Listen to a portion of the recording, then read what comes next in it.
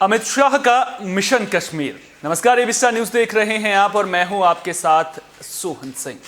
अमित शाह 3 दिनों के जम्मू कश्मीर दौरे पर हैं और जिस तरह के हालात जम्मू कश्मीर में हैं उन सब के बीच अमित शाह का ये दौरा बेहद अहम माना जा रहा है। उम्मीद की जा रही है कि कश्मीर से शाह पाकिस्तान को कड़ा संदेश देंगे। कश्मीरी पंडितों को भरोसा दिया जाएगा, जो मजदूर वहां से पलायन कर रहे हैं उनका हौसला बढ़ाया जाएगा। साथ ही इसे आतंक पर आखिरी वार की तैयारी के रूप में भी देखा जा रहा है। टारगेट किलिंग के बीच शाह के कश्मीर दौरे के मायने खुद ब खुद बढ़ जाते हैं। अपने दौरे के दौरान अमित शाह सुरक्षा अधिकारियों के साथ भी बैठक करेंगे। इसके अलावा जम्मू कश्मीर के विकास के लिए चलाई जा रही विकास योजनाओं की भी समीक्षा करेंगे। तो अमित शाह के इस दौरे के मायने क्या हैं? जो हालात इस वक्त घाटी में हैं उनके बीच में अमित शाह का दौरा कितना अहम है, इसी पर बातचीत के लिए हमारे एग्जीक्यूटिव एडिटर दिवाकर विक्रम सिंह जी हमारे साथ न्यूज रूम से जुड़ गए हैं। दिवाकर जी, बैठकें पहले भी चल रही थी, दिल्ली से समीक्षा भी हो रही थी, कश्मीर के हालात को लेकर के मंथन भी किया जा रहा था। इस वक्त अमित शाह का कश्मीर दौरा कितना अहम और क्या इसकी जरूरत थी और क्या जो जरूरत थी सही वक्त पर दौरे पर है अमित शाह? देखिए सोहन, आपके सवालों में होता है वो जवाब अगर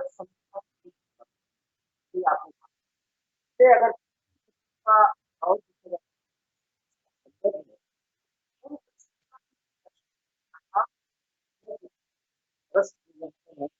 पाकिस्तान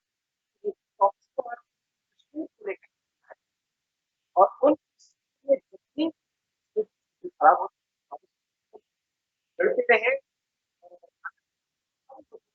और जब भी ऐसी हुई तो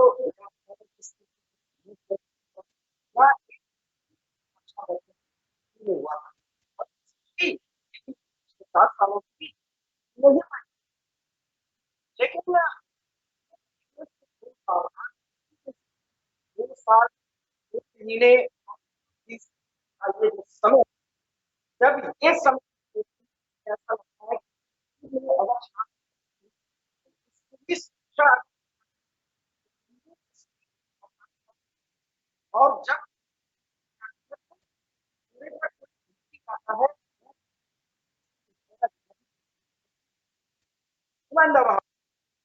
तो आप जम्मू कश्मीर आतंक क्या है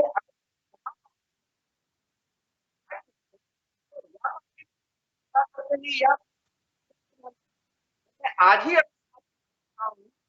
हो बहुत ही जल्दी होने और इस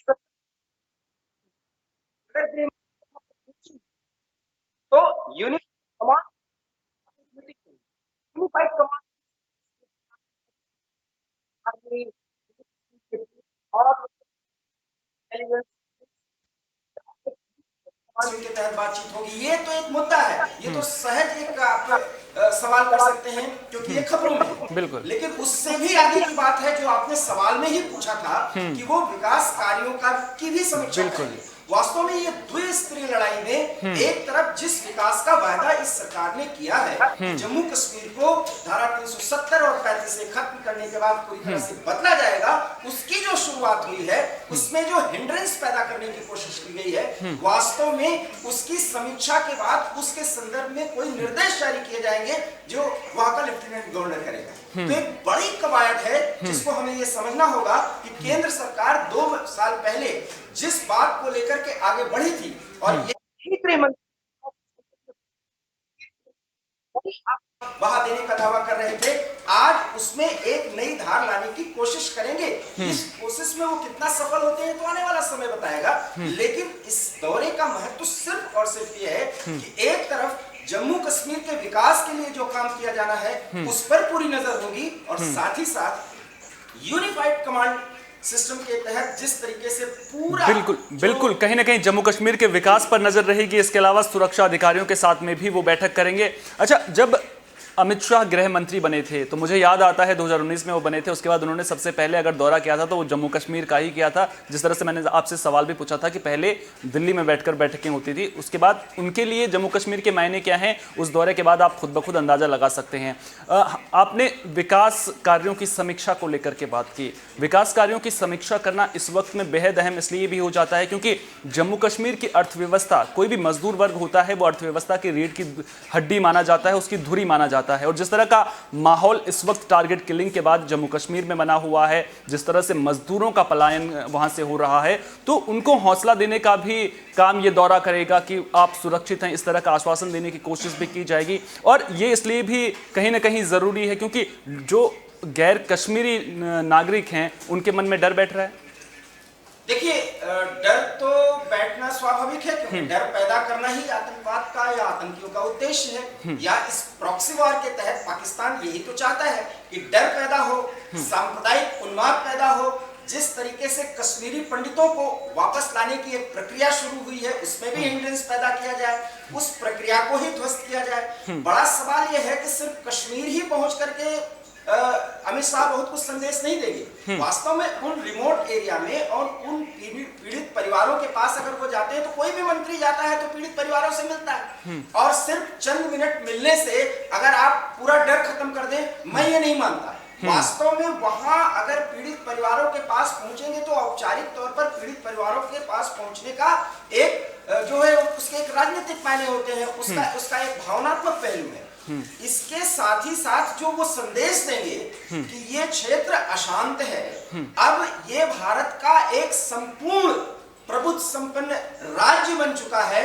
इसमें प्रॉक्सी वॉर के तहत, छद्म युद्ध के तहत जो एक नेटवर्क काम कर रहा है, उसको ध्वस्त करने के लिए वही वो रणनीति की घोषणा भी की जाएगी। ये बड़ी बात है। और मैं इसके लिए आपको एक संदर्भ याद दिलाता हूं, प्रसंग भी है कि भारतीय राज्य पंजाब इसी तरीके से अशांत हुआ करता था कभी, जब वहां पर खालिस्तान के नाम पर आतंकवाद का एक दौर चला। उसको खत्म करने के लिए जैसे ऑपरेशन ऑल आउट चलाया गया, अब ऑपरेशन ऑल आउट का भी एक विस्तृत स्वरूप है, ऑपरेशन क्लीन। मतलब अब एक ऐसी लिस्ट बनाई जा रही है कि उस आतंकी को या आतंकी नेटवर्क के पूरे तत्वों को या आतंकी आका को नाम से मारा जाए। और ये स्थिति तब होती है जब हम यूनिफाइड कमांड के तहत उस स्थिति में होते हैं कि हम उसको ध्वस्त कर सकते हैं। और उसको ध्वस्त करते ही एक बड़ा संदेश जाएगा और वो जो डर पैदा हुआ है वो डर खत्म होगा। तो इस डर को खत्म करने के लिए कोई एक दिन का, 1 घंटे का या 7 घंटे का दौरा नहीं है, पूरे 3 दिन का दौरा है, जिसमें बदली हुई परिस्थितियों में जम्मू कश्मीर की राजनीति किस तरह से आगे बढ़ रही है, जम्मू कश्मीर का आवाम जो है वो भारतीयता के साथ जुड़ने के बाद कितना अलग है, कितना अपने आप को जोड़ सकी है, या एडमिनिस्ट्रेशन कितना लोगों को इस स्तर पर अपने आप को जोड़ सका है कि अब बदली हुई परिस्थितियों में, बदली हुई स्थिति में जम्मू कश्मीर नए और आगे बढ़ रहा है। लेकिन वहां पर समस्याएं हैं, आतंकवाद की स्थिति है, अब भी लोकल बॉडीज पूरी तरह से सक्रिय नहीं है। उनमें दमखम भरना, उनमें जान डालना और साथ ही साथ अधिकारियों के साथ मीटिंग करके उन्हें नए तौर तरीके से बदली हुई परिस्थितियों में, जैसा कि पाकिस्तान ने रणनीति बदली है, और वो पूरी बदली हुई रणनीति को पूरी तरह से ट्रैक करना, उसको खत्म करना, ये एक बड़ा चैलेंज है जिसको वो एड्रेस करेंगे और वो पूरा करने की कोशिश करेंगे। अच्छा, 370 हटने के बाद राजनीतिक गतिविधियां अगर जम्मू कश्मीर के लिहाज से मैं बात करूं तो वो कहीं ना कहीं रुकी सी हुई है। तो इस दौरे के बाद कहीं ना कहीं राजनीतिक गतिविधियों को एक बार फिर से शुरू करने की कवायद के तौर पर भी देखा जाएगा। राजनीति का आपने जिक्र किया, अमित शाह जम्मू कश्मीर के दौरे पर हैं, लिहाजा जाहिर सी बात है सुरक्षा कड़ी रहेगी, पुलिस जो है चप्पे चप्पे पर तैनात रहेगी। ऐसे में महबूबा मुफ्ती का एक बयान आता है, जो सुरक्षा कड़ी है उसको वो बताती हैं कि सामूहिक सजा उन्होंने इसे करार दिया है। तो विकास के लिए चलिए, केंद्र सरकार तो अपनी ओर से पूरी कोशिशें कर रही है, जिस तरह से वहां पर विकास कार्यों की समीक्षा भी की जाएगी, लेकिन जो लोकल नेता हैं उनकी भागीदारी भी बेहद अहम होती है। उम्मीद ये की जाती है कि सामंजस्य बिठाएंगे, आपस में मिलकर के काम करेंगे। जब आपको याद होगा गठबंधन हुआ था पीडीपी और बीजेपी का, तो उस वक्त उम्मीदें भी जगी थी। लेकिन अब जिस तरह से बयानबाजी हो रही है अपने राजनीतिक हितों के लिए, आपको नहीं लगता कि जो कश्मीर के भविष्य के साथ में खिलवाड़ किया जा रहा है वहां पर? देखिए, में जब आप ये सवाल कर रहे होते तो मुझे ऐसा लगता है कि आपके मन मस्तिष्क में सिर्फ बात ये होती है कि कोई भी राजनीतिक प्रक्रिया या लोकतांत्रिक प्रक्रिया अगर शुरू की जा सकती है तो उसमें पीडीपी और नेशनल कॉन्फ्रेंस की भागीदारी जरूरी है। मुझे ऐसा लगता है कि आप ये सोच रहे होंगे। सच तो ये है कि अमित शाह के दौरे के दौरान इन दोनों राजनीतिक पार्टियों के विकल्प के तौर पर जिनको खड़ा किया जा रहा है वो कितने मजबूत हैं इसकी भी समीक्षा की जाएगी। बिल्कुल। जिसकी आधिकारिक घोषणा या वो सब सामने नहीं रखा जाएगा, लेकिन वो प्रक्रिया बहुत अंदर खाते चल रही है जहां पर नेशनलिज्म जो है वो प्रभावी तत्व है। तो इसलिए महबूबा मुफ्ती की छटपटाहट या फारूक अब्दुल्ला की छटपटाहट को हम समझ सकते हैं। ये कितने संदर्भहीन और प्रसंगहीन होंगे ये आने वाले समय में बताएगा। और लोकल बॉडीज में जो तत्व प्रभावी हो रहे हैं आप देखिएगा कि आने वाले चुनाव के समय में, और जैसा कि एबी स्टार न्यूज के साथ बातचीत में वहां के 2 पूर्व उप मुख्यमंत्री बराबर कह चुके हैं कि अगले 15 अगस्त के पहले चुनाव होना ही होना। डिलिमिटेशन का काम चल रहा है, लोकल बॉडीज को प्रभावी किया जा रहा है, घाटी में राष्ट्रवादी शक्तियां जो है वो प्रभावी हो रही हैं। ऐसे में टसल बढ़ रहा है, इसलिए पाकिस्तान पूरी कोशिश कर रहा है कि एक अंतिम प्रहार किया जाए। और इस स्थिति में सोहन हो सकता है आने वाले समय में स्थिति कुछ और खराब हो, और वो जब स्थिति खराब होगी तो उसका असर आपको एलओसी पर दिखाई देगा। बहुत ही रणनीति से पाकिस्तान काम कर रहा है, उसको लेकर के मैं जी एलओसी पर शांति है, आप देख सकते हैं। और कश्मीर और हार्डकोर कश्मीर में बिल्कुल हार्टलैंड जिसे कहा जाता है वहां पर आतंकी गतिविधियां हो रही हैं। मतलब पाकिस्तान इशारा साफ कर रहा है, जो भारत दावा कर रहा है वो पूरी तरह से कश्मीर को आतंकी नेटवर्क से लगभग मुक्त कर रहा है, वो ऐसा नहीं कर पा रहा है। और इस संदेश के जरिए वो आतंकवादियों में एक हौसला भरने की कोशिश कर रहा है, और भारत उसी को नेस्तनाबूद करने के लिए बड़ा प्रयास कर रहा है, जिसकी समीक्षा के बाद हो सकता है कि कोई आपको एक बड़ी खबर जम्मू कश्मीर से बहुत जल्द मिलेगी। और उम्मीद भी हमें इस बात की है कि जल्द से जल्द जम्मू कश्मीर से बड़ी खबर जरूर मिलेगी। और अब देखना दिलचस्प होगा कि वहां पर आखिर राजनीतिक विकल्प, अगर पीडीपी वहां पर नहीं है, नेशनल कॉन्फ्रेंस नहीं है, तो फिर कौन से विकल्प उभरते हैं उस पर भी हमारी नजर लगातार बनी रहेगी। एक सवाल आपसे लेना चाहूंगा, और ये सवाल पीओके से जुड़ा हुआ है। जिस तरह से पाकिस्तान में आप देख रहे होंगे कि हालात वहां पर किस तरह के हैं, और पीओके में कहीं ना कहीं इमरान खान के खिलाफ विरोध के सुर तेज हो रहे हैं। बाजवा ने किस तरह से मोर्चा सा खोल दिया, एक तरह से हम कह सकते हैं कि मोर्चा खोल दिया है इमरान खान के खिलाफ। ऐसे हालात में जब पीओके में इमरान खान के खिलाफ विरोध के सुर तेज हो रहे हैं, अब अमित शाह जम्मू कश्मीर के दौरे पर हैं, जाहिर सी बात है पाकिस्तान को संदेश जरूर देंगे क्योंकि वो जनसभा को भी संबोधित करेंगे। तो अमित शाह का ये दौरा पाकिस्तान पर कितना असर पड़ता हुआ नजर आ रहा है आपको, और खासतौर पर इमरान सरकार पर कितना असर पड़ता हुआ नजर आ रहा है? पाकिस्तान तो पूरी तरह से प्रोपेगेंडा करेगा कि ये आरएसएस और बीजेपी वहां पर हैट्रिक का एक माहौल बना रहे हैं, और सांप्रदायिक उन्माद ये दोनों फैला रहे हैं। पाकिस्तान की तो कोशिश यही है। पाकिस्तान बेसिकली ये बात जब कहता है तो उसके पीछे सोहन आपको समझना होगा कि जिस पीओके में लगभग 5 किलोमीटर दूर, और उसके बाद उसका अपना एरिया जिस कश्मीर पर वो अपना कब्जा कर रखा है, वहां पर अब भारत के संदर्भ में और भारत के सहयोग की दरकार के साथ बड़े बड़े प्रोटेस्ट होते हैं, और उन प्रोटेस्ट को भारतीय प्रोपेगेंडा पाकिस्तान करार देता है। तो सीमा से सीधा संदेश जाएगा कि पीओके हमारा है, उसको हमें लेना है। अभी बातचीत के जरिए, कूटनीति के जरिए ऐसा होगा, और अगर ऐसा नहीं होगा तो एक लड़ाई तो होनी है, उसमें कोई दो राय नहीं है। ये हो चाहे जब, लेकिन ऐसा होना तय है, क्योंकि पीओके हमारा है।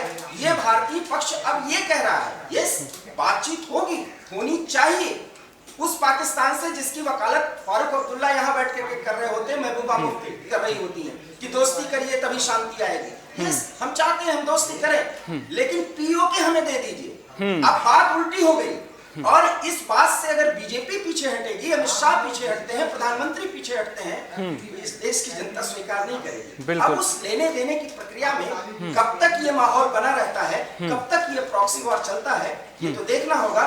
लेकिन ये कहते हैं ना, एवरीथिंग इज, आप समझ सकते हैं, बिल्कुल मैं समझ गया। तो ये वॉर है, और इस वॉर की स्थिति में हम बहुत कुछ खो चुके हैं, लेकिन हमें संघर्ष की बदौलत, बातचीत की बदौलत वो हासिल करना है, जो लक्ष्य हमने संसद में हासिल करने का वादा किया है 135 करोड़ आवाम से।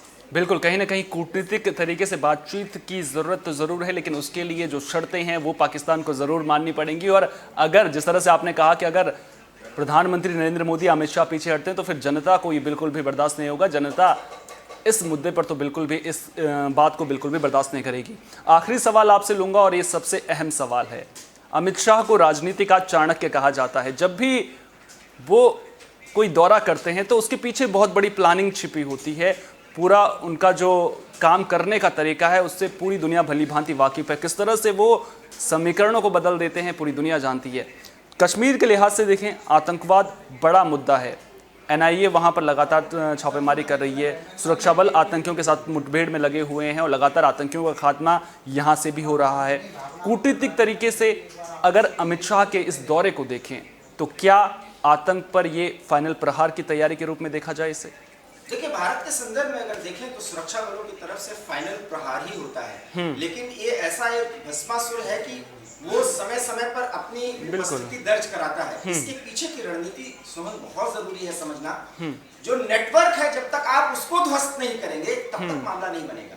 इसलिए एनआईए की भूमिका इस समय कितनी बड़ी हुई है, आपको मैं पहले भी इस संदर्भ में जब बात हुई तो एनआईए उस नेटवर्क को जब तोड़ रहा है तब पाकिस्तान बौखला रहा है, क्योंकि नेटवर्क टूटा नहीं कि ये बचे हुए आतंकी तो महीने भर का भी काम नहीं, लेकिन उस नेटवर्क को तोड़ने के लिए चूंकि गांव के स्तर से, तहसील के स्तर से आप कह सकते हैं, और ये ऊंचे स्तर तक पहुंचा है, जिसकी पूरा जिसका लिंक जो है वो श्रीनगर से जुड़ा हुआ है। उस लिंक को खत्म करने के लिए बड़ी कार्रवाई की दरकार है और उसके लिए सबसे बड़ी बात है टेरर फंडिंग। उस फंडिंग पर, इसलिए जितने वहां पर एनजीओ चल रहे हैं उन सब की समीक्षा की जा रही है और जब उन पर एक कड़ा प्रहार होगा तो यकीन मानिए कि आतंकियों के हौसले पस्त हो जाएंगे और जब वो पस्त होंगे तब पाकिस्तान बौखलाएगा और तब कार्रवाइयां बड़ी हो सकती हैं, आतंकी गतिविधियां बड़ी हो सकती हैं। लेकिन दिवाकर जी, यहाँ पर गौर करने वाली बात यह है ना कि हम बार बार कश्मीर से आतंक के खात्मे की बात करते हैं, बार बार इस तरह की बातें होती हैं, लेकिन हर बार क्या होता है,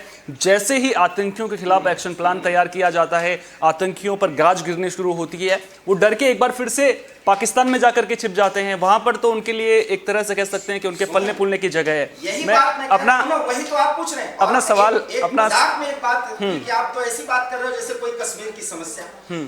35A और 370 खत्म होना तो तब तो जला दे रही थी महबूबा, पूरे कश्मीर को जला दे रही थी, वो खत्म किया गया। इसीलिए मैं कह रहा हूं बार बार कि नेटवर्क को खत्म करने का ये एक अंतिम मौका है और उस नेटवर्क के खत्म होने के दौरान जो बौखलाहट पाकिस्तान और पाकिस्तान परस्तों की हो रही है वो सहज समझा जा सकता है। उसके दो नमूने हैं जो लोकतांत्रिक तरीके से बात करते हैं और एक है डॉक्टर फारूक अब्दुल्ला और एक दूसरी है महबूबा मुफ्ती। इनको कितना प्रसंगहीन बना दिया जाएगा ये आप आने वाले समय में देखेंगे। जिस चाणक्य की बात आप कर रहे हैं वही प्रक्रिया चल रही है, लेकिन इसका रिजल्ट आपको तुरंत समझ में नहीं आएगा। जब चुनाव होगा तो आपको पता चलेगा।